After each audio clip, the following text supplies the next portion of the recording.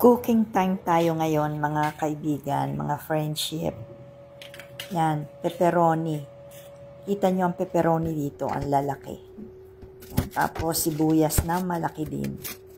Ang tawag dyan sa sibuyas na yan ay chipola di corona, ganyan. Kung matandaan, basta sibuyas na malaki. Yan, ang ating menu for today. Pepperoni. Pepperonata. Yan.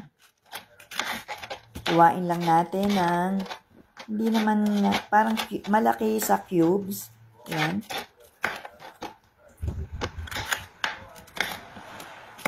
Hiwa-hiwa ang ating pepperoni. Yan. Tapos ngayon hiwain natin ay ang sibuyas.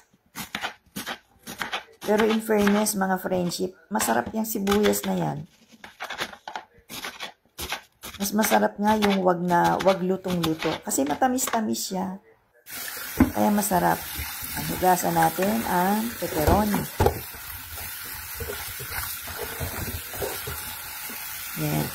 And then, after nating mahugasan siya,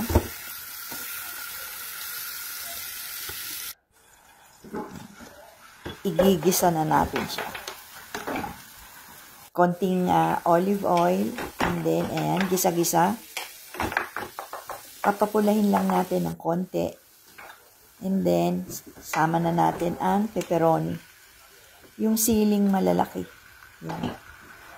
Malalaki kasi dito ang sili, hindi katulad sa atin dyan sa Pinas.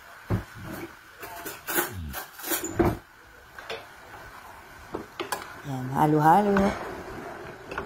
Halo-halo ng konti hanggang sa siya ay ating papakuluan, pero mahinang apoy lang, mga friendship.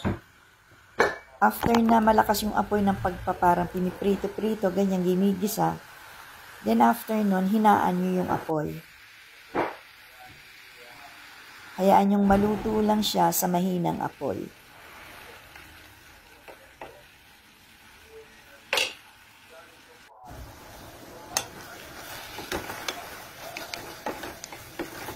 Tapos kasi TV. Ayan, oh. Kanya medyo na siya, medyo naluluto na. Ayan, ngayon, luto na siya. Tapos nun, before matapos, nilagyan natin ng parsley, prezzemolo dito. Sa Italy ay prezzemolo.